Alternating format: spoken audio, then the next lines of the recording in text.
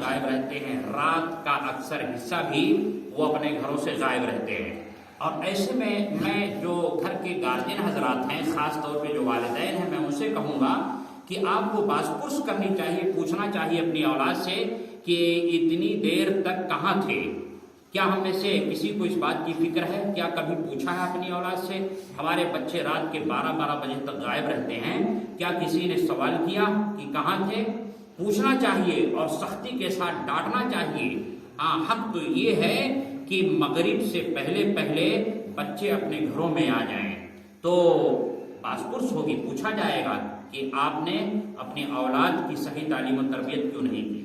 تو اس لیے نوجوان حضرات اس حدیث کو اپنے ذہن و دماغ میں بٹھا لیں کہ کل جب قیامت قائم ہوگی تو آپ سے آپ کی جوانی کے متعلق پوچھا جائے گا، اور اگر آپ نے صحیح معنوں میں اپنی جوانی کو اللہ رب العالمین کی راہ میں لگایا ہے تو پھر بشارت سنیں۔ اللہ کے نبی صلی اللہ علیہ وسلم کا ارشاد گرامی ہے کہ کل جب قیامت کے دن سورج کی تپش ہوگی، وہاں کوئی سایہ نہیں ہوگا، لوگ حیران ہوں گے، پریشان ہوں گے، کوئی کسی کا غمخوار نہیں ہوگا۔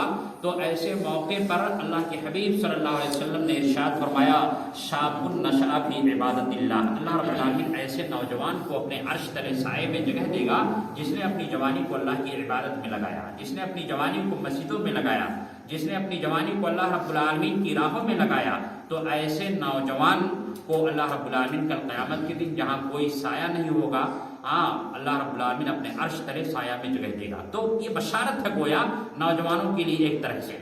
میرے پیارے بھائیوں، آپ اپنی جوانی کی قدر کرو اور کتاب اللہ اور سنت رسول صلی اللہ علیہ وسلم کے مطابق آپ زندگی گزارو۔ آج دیکھا جاتا ہے ہماری جو اولاد ہے اس کی صحیح تعلیم و تربیت کیوں نہیں ہو پا رہی ہے، یا اس کے اسباب کیا ہیں۔ کچھ نکات میں آپ کے سامنے رکھنا چاہتا ہوں۔ ایک دفعہ حضرت عمر فاروق رضی اللہ تعالی عنہ کے پاس ایک شخص اپنی اولاد کی شکایت لے کر کے آیا، کہا امیر المومنین میری اولاد اس طرح سے ہے، یعنی میری بات نہیں مانتی ہے، میری اولاد نافرمان ہے، ناخلف ہے۔ تو طلب ہوا، اولاد کو بلایا گیا اور اس کی اولاد آئی، لڑکا حاضر ہوا، کہا امیر المومنین آپ نے میرے والد کی، میرے باپ کی بات تو سنی لیکن میری بھی بات تو سن لیں۔ کہا کیا ہے؟ کہا بات دراصل یہ ہے کہ میرے باپ نے جو شادی کی ہے تو ایک مجوسی لونڈی سے شادی کی ہے، ایک مجوسیہ سے۔ تو ایک غلطی یہ ہے کہ اس نے میرے لیے اچھی ماں کا انتخاب نہیں کیا، بہت اہم نقطہ ہے، میرے لیے اچھی ماں کا انتخاب نہیں کیا۔ دوسری بات اس بچے نے کیا بتلائی؟ کہا کہ میرا نام جعل، یہ ہے نا لفظ گبریلا، جس کا معنی ہوتا ہے گبریلا، ایک کیڑا ہوتا ہے، تو میرا نام جعل رکھا ہے۔ تو دوسری غلطی یہ ہے کہ میرے باپ نے میرا نام جعل رکھا ہے۔ اور میں آپ کو بتلا دوں کہ بچوں کے ناموں کا ان کی شخصیت پہ بڑا گہرا اثر مرتب ہوتا ہے، اس لیے ہمیں اپنی اولاد کے اسماء، ان کے نام کتاب و سنت کی روشنی میں رکھنا چاہیے۔ اور اللہ کے نبی صلی اللہ علیہ وسلم نے جیسا کہ ارشاد فرمایا کہ احب الاسماء الی اللہ عبداللہ و عبد الرحمن، کہ اللہ تعالیٰ کے نزدیک سب سے زیادہ جو محبوب نام ہیں وہ عبداللہ اور عبد الرحمن ہیں، اس لیے آپ اپنے بچوں کے اچھے نام رکھیں۔ تو دوسری غلطی یہ ہے کہ انہوں نے میرا نام گبریلا رکھا ہے۔ اور تیسری غلطی یہ ہے کہ انہوں نے مجھے قرآن کریم نہیں پڑھایا، قرآن کریم کی تعلیم نہیں دی۔ غور سے سنیں، جو لوگ اپنے بچوں کو قرآن مجید کی تعلیم نہیں دیتے ہیں یا مکاتب اور مدارس میں نہیں بھیجتے ہیں دینی علوم حاصل کرنے کے لیے، ایسے لوگوں کے لیے یہاں میں بہت زبردست پھٹکار لگا رہا ہوں کہ جو ڈائریکٹ اپنے بچوں کو بورڈنگ اسکولوں میں، کالجوں میں، یونیورسٹیوں میں بھیج دیتے ہیں اور دین کی تعلیم نہیں دیتے۔ یہی وجہ ہے کہ ان کی نہ تو دینی تعلیم ان کے یہاں ہوتی ہے اور نہ ہی ان کے یہاں تربیت ہوتی ہے، تربیت کا فقدان ہوتا ہے۔ پھر ایسے میں ظاہر ہے جب وہ انگلش میں بات کریں گے تو پھر ظاہر ہے کھڑے کھڑے پیشاب بھی کریں گے، جس کی بڑی سخت وعید ہے۔ اللہ کے رسول صلی اللہ علیہ وسلم کا گزر ہو رہا تھا، 2 قبر والوں سے گزر ہوا اور اللہ کے رسول صلی اللہ علیہ وسلم کو بتایا گیا کہ انہیں عذاب ہو رہا ہے قبر کے اندر۔